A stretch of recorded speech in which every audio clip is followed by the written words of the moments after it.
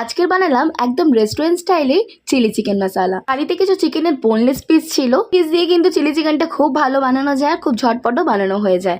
তো প্রথমেই দেখো একটা বড় মিক্সিং বলে চিকেনের বোনলেস পিসগুলো নিয়ে এর মধ্যে একটা ডিম ফাটিয়ে ময়দা, কর্নফ্লাওয়ার, ভিনিগার, সোয়া সস, গোলমরিচের গুঁড়ো, আদা রসুন বাটা, পরিমাণ মতো নুন দিয়ে চিকেনটাকে ভালো করে ম্যারিনেট করে একটু রেখে দিতে হবে। অনেকদিন ধরে ফ্রিজে এই পনির মশালা চিলিটা পড়েছিল, ভাবলাম এটা আজকে রান্নায় দিয়ে দিই। তোমরা চাইলে স্কিপ করতে পারো। প্রথমে জল দিয়ে গুলিয়ে রেখে দিলাম, তারপর একটা কড়ার মধ্যে সাদা তেল দিয়ে তেলটা ভালো করে গরম হয়ে গেলে একটা একটা করে চিকেনের পিসগুলোকে দিয়ে ভালো করে ভেজে তুলে নিতে হবে। কড়া থেকে সাদা তেল একটু কমিয়ে নিতে হবে আর অল্প একটু তেলের মধ্যে রসুন কুচি, পেঁয়াজ, 2 রকম বেল পেপার, ক্যাপসিকাম দিয়ে ভালো করে একটু সটে করে নিয়ে এর মধ্যে আদা রসুন বাটা দিয়ে সোয়া সস দিয়ে গোলমরিচের গুঁড়ো আর কালারের জন্য অবশ্যই কাশ্মীরি লঙ্কা গুঁড়ো ব্যবহার করবে। তোমরা এখানে চিলি সসও দিতে পারো। চিকেনটা দিয়ে একটু ভালোভাবে নেড়ে ওই মিক্সটা দিয়ে দিলাম। তোমরা এর জায়গায় 1 চামচ কর্নফ্লাওয়ার জলে গুলে দিয়ে ভালোভাবে ফুটিয়ে নামিয়ে নিলেই তৈরি হয়ে যাবে চিলি চিকেন মশালা। কেমন লাগলো অবশ্যই